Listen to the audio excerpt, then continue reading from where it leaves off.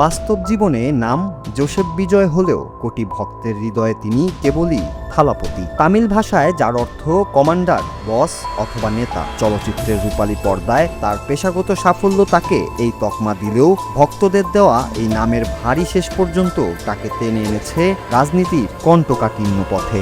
সিনেমার কাল্পনিক যুদ্ধ জয় শেষে এবার বাস্তবের শাসনভার হাতে নিতে প্রস্তুত তিনি। ছোটবেলায় বাবাকে দেওয়া সেই অটল জেদ, আমি তামিলনাড়ুর মুখ্যমন্ত্রী হব, আজ যেন এক চরম সত্যে পরিণত হতে যাচ্ছে।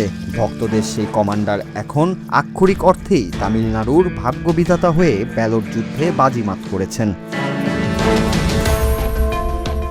2026 সালের নির্বাচনে তামিলনাড়ুর কয়েক দশকের পুরনো রাজনৈতিক সমীকরণ এক নিমিষেই ধুলোয় মিশিয়ে দিয়েছে বিজয়ের দল তামিলগা ভেট্রি কাজাগাম।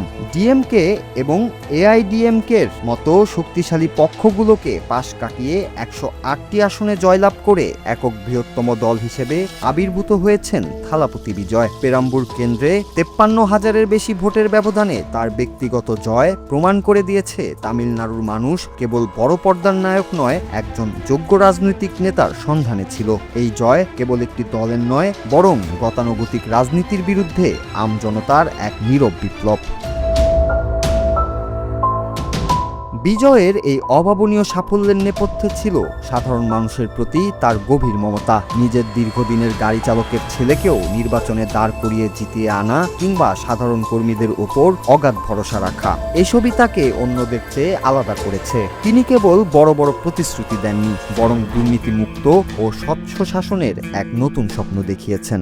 দীর্ঘদিনের পারিবারিক রাজনীতির বলয় ভেঙে বিজয়ের এই উত্থান তামিলনাড়ুর সাধারণ মানুষকে আশান্বিত করছে যে একজন সাধারণ কর্মীও এখন ক্ষমতার শীর্ষে পৌঁছানোর স্বপ্ন দেখতে পারে।